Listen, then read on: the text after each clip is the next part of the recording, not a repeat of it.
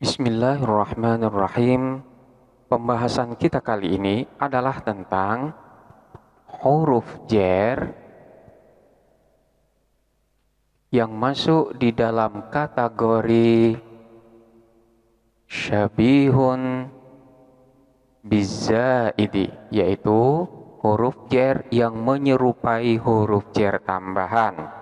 Sebagaimana telah dibahas di dalam pembahasan terdahulu, bahwa huruf jar dilihat dari segi statusnya, ada yang masuk di dalam kategori huruf jar asli, ada yang masuk di dalam kategori huruf jar zaid atau huruf jar tambahan, dan ada yang masuk di dalam kategori huruf jar syabihuz zaid. Pembahasan kita sekarang difokuskan pada status daripada huruf jar yang ketiga, yaitu huruf jar yang menyerupai terhadap huruf jar zaid. Huruf jar syabihuz zaid adalah huruf jar yang secara lafadz dia sama dengan huruf jar asli, yaitu dia dapat beramal mengejarkan terhadap kalimat isim yang terletak setelahnya. Jadi tidak ada bedanya antara huruf jar syabihuz zaid dengan huruf jar asli dalam segi beramalnya. Namun secara mahal di sini terdapat perbedaan, di mana pada huruf jar yang masuk di dalam kategori syabihuz zaid di sini, kalimat isim yang terletak setelahnya ini memiliki mahal i'rab yang lain. Jadi secara lafadz dia tetap nanti akan dibaca jar sebagaimana isim yang dijarkan oleh huruf jar pada umumnya, namun secara mahal kalimat isim yang terletak setelahnya itu memiliki mahal i'rab yang lain. Selanjutnya, huruf jar syabihuz zaid ini juga tidak memiliki keterkaitan makna dengan lafadz yang lain.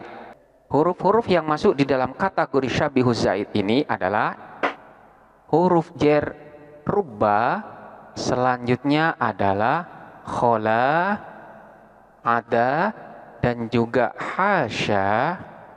Selanjutnya adalah laula, dan kemudian kaf tashbih.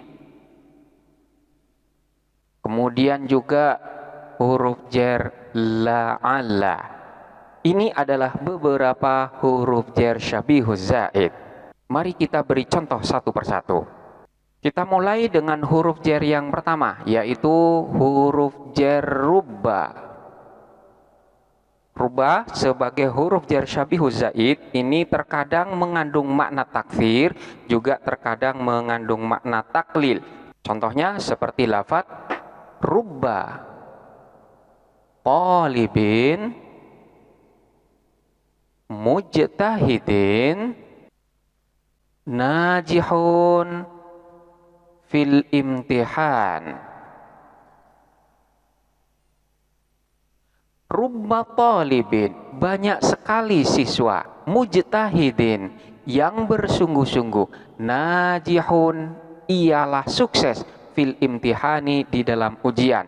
Kita perhatikan lafadz rubba talibin. Di sini terdapat huruf jar rubba yang masuk di dalam kategori syabihuz zaid, di mana dia secara lafadz mengejarkan terhadap kalimat isim yang terletak setelahnya, yaitu dibaca rubba talibin. Namun secara mahal lafadz talibin di sini dalam keadaan rofa sebagai mubtada.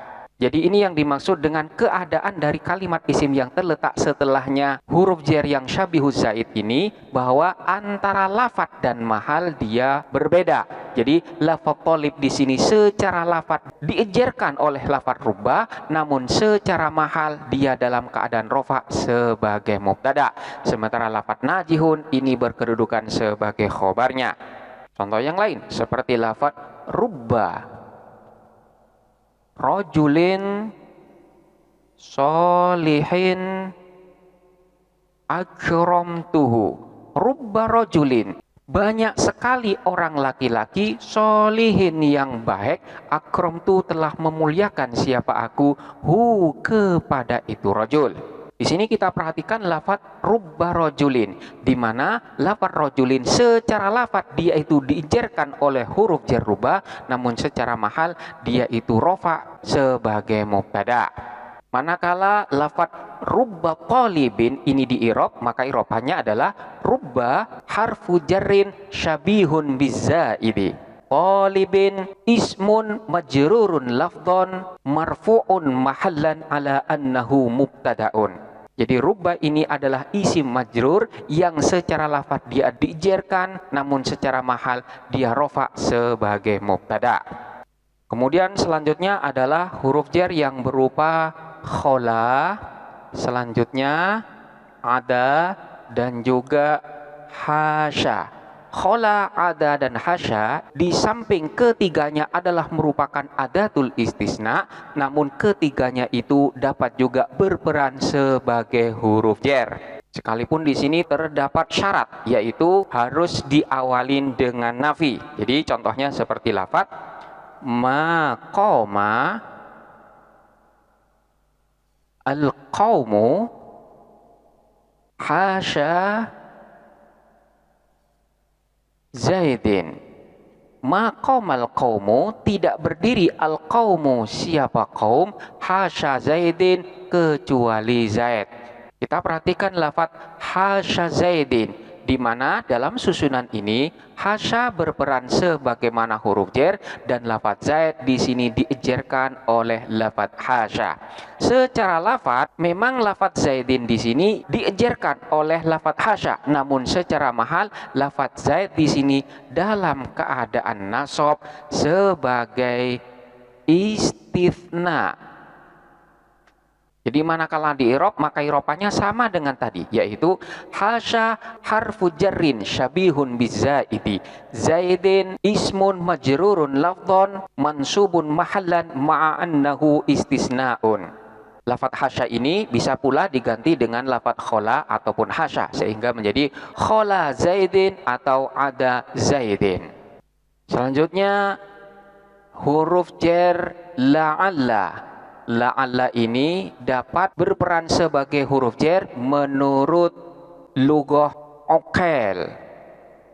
Jadi kaum Uqail menjadikan lafaz la'alla ini sebagai huruf jar. Namun dalam hal ini masuk di dalam kategori huruf jar syabihun bizzaidi. Contohnya seperti lafaz irfa as-sauda la'alla Zaidin minka qaribun. Irfa, hendaklah mengangkat atau mengeraskan siapa kamu as-sauta kepada suara. La'alla Zaidin, barangkali Zaid, minka darimu, qaribun ialah dekat. Kita perhatikan lafaz la'alla Zaidin. Di sini terdapat huruf jar la'alla yang secara lafaz mengejarkan kepada lafaz Zaid. Namun lafaz Zaid ini secara mahal dia itu berkedudukan sebagai mubtada. Kemudian khobarnya adalah lafaz qaribun. La'alla harfu jarrin syabihun bizzaidi wa zaidin ismun majrurun lafdhon wa marfu'un mahallan ma'a annahu mubtada'un. Menurut kaum Uqail, lafaz la'alla ini dimasukkan di dalam kategori huruf jar. Namun menurut selain kaum Uqail, la'alla ini masuk di dalam kategori saudara-saudara inna, di mana amalnya adalah menasabkan kepada isimnya dan merofakkan kepada khobarnya. Ini menurut selain kaum Uqail. Sehingga dapat dikatakan la'alla Zaidan solihun. La'alla semoga Zaidan Zaid solihun ialah orang yang baik. Jadi lafaz Zaid ini dinasabkan sebagai isim daripada la'alla, sementara solihun ini dirofakkan sebagai khobar bagi lafaz la'alla. Selanjutnya lafaz laula. Sebagian ulama menjadikan lafaz laula ini masuk di dalam kategori huruf jar, yaitu huruf jar syabihun bizzaidi. yang mana majrurnya berupa dhamir muttasil, yang secara mahal kedudukan daripada dhamir muttasil ini sebagai mubtada, sementara khobar daripada dhamir muttasil itu dibuang. Contohnya seperti lafaz laulaka lam yahdur Muhammadun. Laulaka, andaikan bukan karena kamu, lam yahdur, tidak hadir Muhammadun, siapa Muhammad. Kita perhatikan lafaz laulaka. Di sini terdapat dhamir ka yang terletak setelah lafaz laula. Maka lafaz laula ini secara lafaz dia itu diejarkan oleh lafaz laula, namun secara mahal dia itu berkedudukan sebagai mubtada, sehingga takdirannya adalah laula anta lam yahdur Muhammadun. Laula, andaikan bukan karena anta adapun kamu, lam yahdur, tidak hadir Muhammadun, siapa Muhammad. Jadi anta ini secara mahal sebagai mubtada, sementara khobar daripada lafaz anta ini dibuang, takdirannya bisa berupa lafaz kainun. Laula anta kainun lam yahdur Muhammadun. Laula, andaikan anta adapun kamu, kainun ialah ada, lam yahdur, tidak hadir Muhammadun, siapa Muhammad. Laula harfu jarrin syabihun bizzaidi wal kafu dhamirun barizun muttasilun mabniun alal fathi fi mahalli raf'in mubtadaun wal khabaru mahdhufun takdiruhu kainun. Selanjutnya adalah kaf tashbih. Kaf tashbih adalah kaf yang mengandung makna penyerupaan. Jadi menyerupakan sesuatu dengan sesuatu yang lain. Contohnya seperti lafaz Zaidun ka Umaro. Zaidun adapun Zaid, ka Umaro ialah seperti Umar. Kita perhatikan lafaz ka Umaro. Di sini terdapat huruf jer kaf yang mengejerkan kepada lafaz Umar, sehingga di sini dibaca jer. Tanda jernya di sini dengan menggunakan fathah karena Umar termasuk isim ghairu munsharif. Huruf jer kaf tashbih di sini dianggap sebagai huruf jer yang masuk di dalam kategori syabihun bizaid karena terdapat beberapa alasan. Yang pertama, huruf kaf di sini tidak boleh dibuang, sebagaimana karakteristik daripada huruf jer syabihu zaid, di mana manakala huruf jer kaf di sini dibuang akan mempengaruhi terhadap makna yang ada. Kaf di sini mengandung makna penyerupaan. Jadi kalau seandainya kaf ini dibuang sehingga menjadi Zaidun Umar, maka tidak akan ada makna penyerupaan itu sendiri. Sehingga keberadaan kaf ini harus tetap ada dan tidak boleh dibuang. Kemudian yang nomor dua, kaf di sini tidak memiliki ta'alluq, artinya tidak memiliki keterkaitan makna dengan lafaz yang lain. Jadi jika ta'alluqnya dipaksakan, katakanlah di sini lafaz istaqarra. Zaidun adapun Zaid, istaqarra ialah tetap ka Umar seperti Umar, maka dalam hal ini maknanya akan menjadi rusak karena memang kaf di sini menunjukkan makna tasbih. Jadi tidak cocok manakala ta'alluqnya adalah berupa lafaz istaqarra. Selanjutnya, manakala dikatakan bahwa ta'alluq daripada lafaz kaf di sini adalah kalimat fiil yang takdirannya adalah lafaz ushbihu.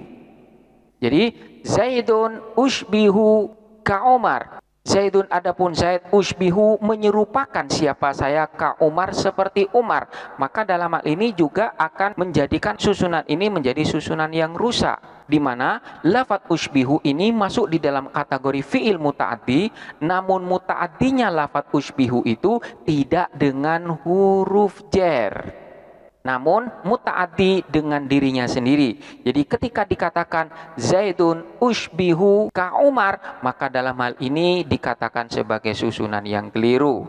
Oleh karena itu tidak ada yang pantas atau cocok menjadi ta'alluq daripada huruf jer kaf ini. Dengan alasan inilah kaf tasbih ini dianggap sebagai huruf jar syabihun bizaid.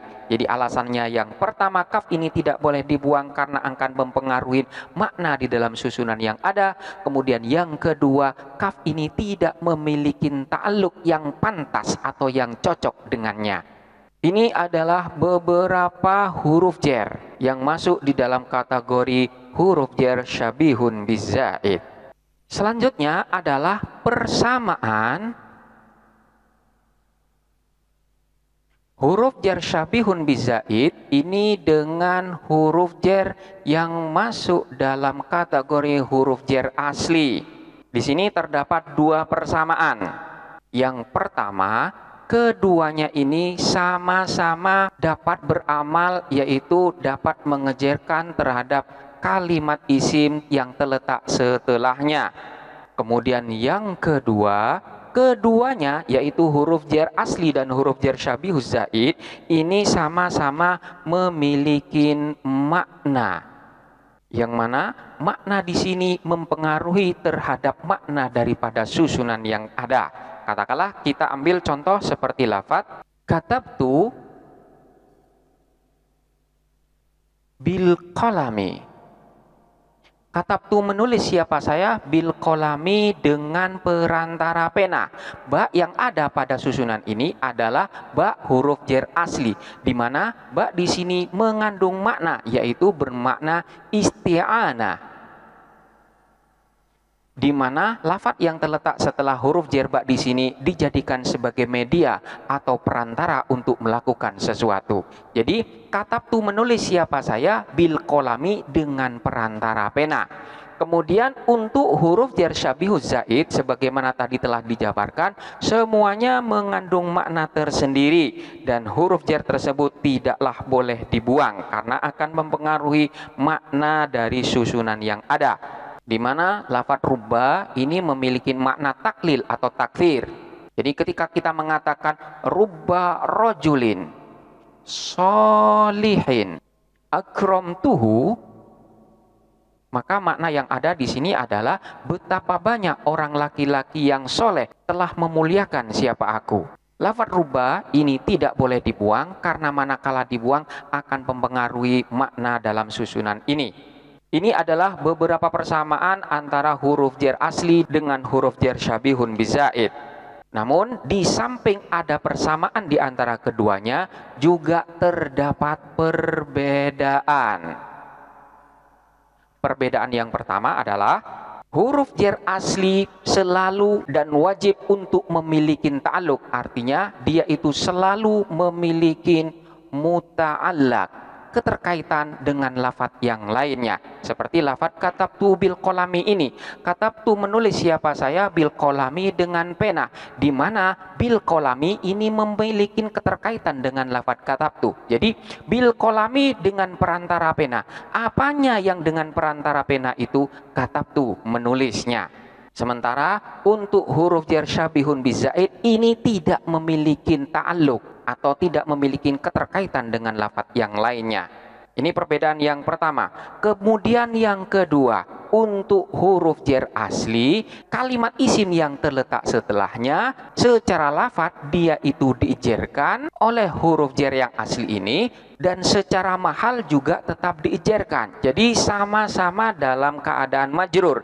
Berbeda dengan huruf jar syabihun bizaid, di mana kalimat isim yang terletak setelahnya secara lafaz memang dia itu diijarkan, namun secara mahal majrurnya memiliki mahal i'rab yang berbeda. Di mana seperti contoh rubba rajulin sholihin akramtuhu, lafaz rajulin ini secara mahal dia itu dirofakkan sebagai mubtada.